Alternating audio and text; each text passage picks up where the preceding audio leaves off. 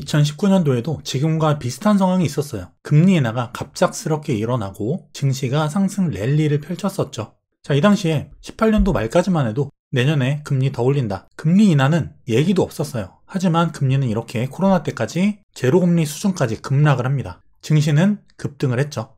연준의 태도, 금리 인하 절대 안 한다, 아니 오히려 올린다고 했죠. 하지만 피벗이 나오면 금리 인하는 화끈하게 나옵니다. 이번에 금리 인하가 언제쯤 나올지, 증시는 어떻게 될지, 그리고 현금을 언제 써야 될지 증시 전략을 한번 알아볼게요.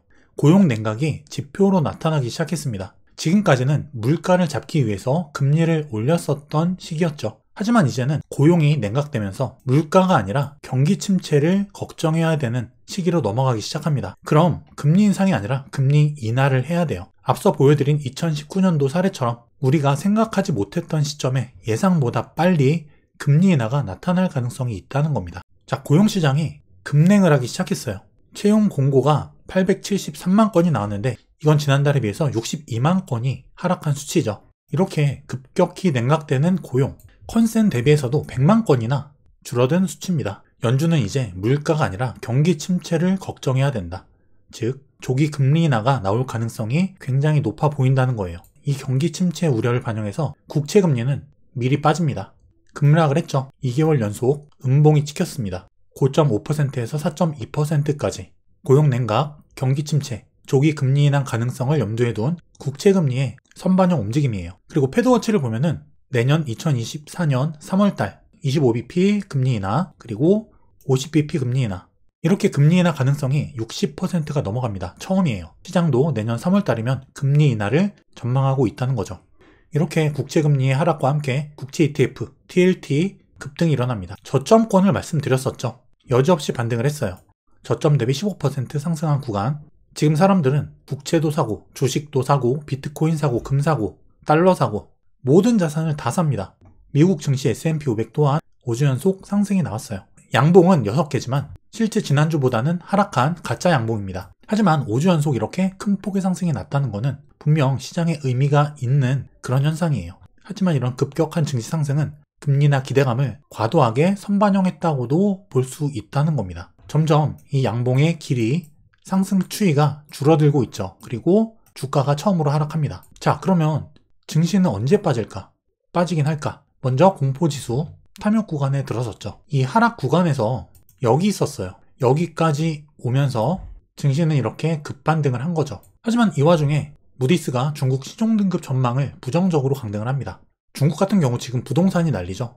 부동산 위기에 따른 지방정부, 그리고 사기업, 공영기업 등의 부채가 증가하고 있는 상황이에요. 이 위기를 진화하기 위해서 중앙정부는 경기 부양을 위해서 채권 발행을 과다하게 합니다. 이렇게 부채 과다로 인한 재정 위험이 대두되고 있는 상황이에요. 게다가 중국의 GDP 성장률은 올해 5% 가능해 보인다. 하지만 2025년 이후에는 3.8%까지 하락할 것이다. 예전에 7, 8% 이상 GDP가 성장하던 고성장 시점이 있었죠. 하지만 이게 반토막 나간다는 겁니다. 하지만 등급 자체가 내려간 게 아니라 등급의 전망이 내려간 거예요. 그리고 지금 금리가 내년부터 인하가 된다면 부동산 위기도 점차 진화가 될 것으로 보여져요. 물론 제 개인적인 생각이지만 금리 인하에 따라서 위기 완화의 가능성이 있어 보인다. 이런 상황이 매달 꼽는다던가 세계적인 위기로 번진다던가 이러진 않을 거예요. 지금 현재 금융시장에서 나오고 있는 그 흐름을 크게 바꾸지는 못하는 이슈라는 거죠.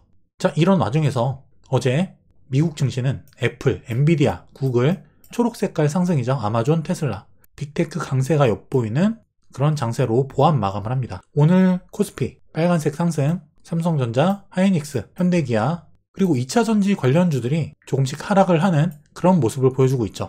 반도체와 자동차의 강세, 2차전지 약세로 그 특징이 보여지고 있어요. 그리고 말씀드렸듯이 지금 상황이 코로나 초기 시점과 굉장히 비슷합니다. 비트코인 랠리 어마어마하게 나왔는데 16,000에서 43,000까지 몇 배가 올랐어요. 금리 인하에 대한 기대감, 그리고 내년에 반감기가 있죠. 채굴 보상이 반으로 줄어요. 공급이 반으로 줄면 가격은 올라갑니다. 이거는 시장의 기본 원리예요. 그리고 현물 ETF의 승인 기대감, 금 또한 현물 ETF 승인 나고 나서 급등을 했죠. 그리고 통계적으로 반감기가 있던 해에는 비트코인이 강세를 보였었다. 그리고 금 또한 사상 최고치를 반짝 찍습니다. 2100달러를 돌파했는데 최근에 전쟁으로 인한 안전자산 선호 현상 플러스 신흥국들의 금 매입, 금리 인하 전망에 따른 달러 약세, 이에 따른 반대급부로 금이 올라간 거예요. 하지만 지금 달러가 다시 반등권에 들어서면서 금은 다시 약세를 보인다. 중요한 거는 전 자산이 지금 다 오르고 있다는 겁니다.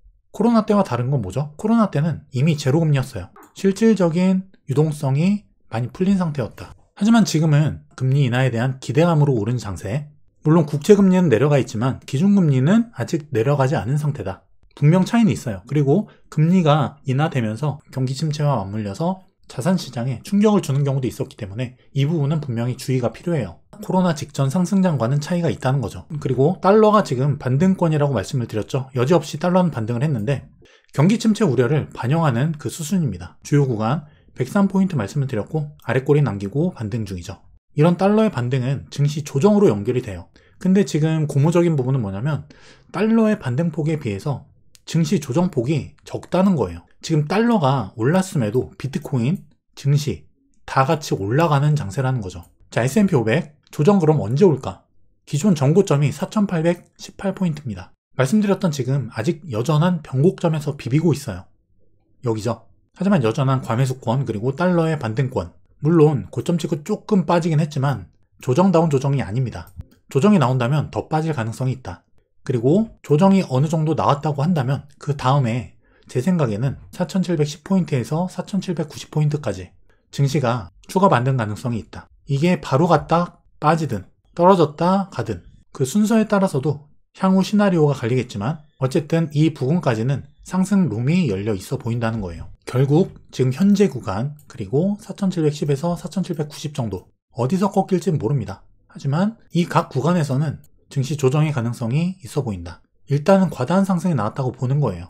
금리 인하 기대감이 지나치게 선반영됐다. 코스피 역시 마찬가지예요. 지금 변곡 조정이 가능한 변곡점, 이동평균선 저항, 각 추세 저항, 매물대 저항, 굉장히 큰 저항에 맞고 지금 떨어지고 있는데 이런 경우에는 어떤 매매를 해야 되냐면 확인 매매예요. 아예 여기 2520을 안착한 다음에 확인하고 사던가 아니면 떨어졌을 때 아래에서 사던가 둘 중 하나입니다.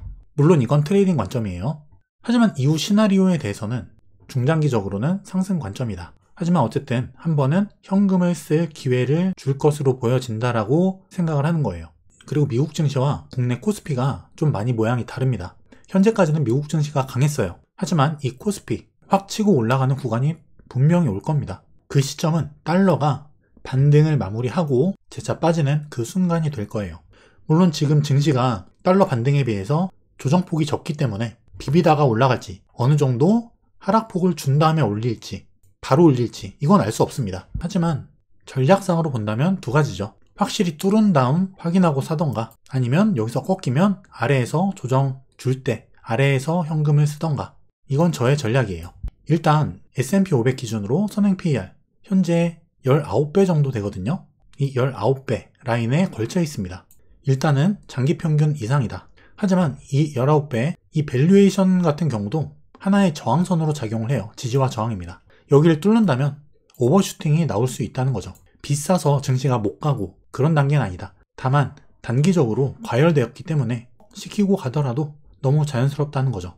자, 마지막으로 투자 전략을 정리해 드릴게요. 일단은 중장기적으로는 상승 시나리오를 보고 있지만 조정 후 가느냐, 곧바로 상승하느냐 이 차이는 있다.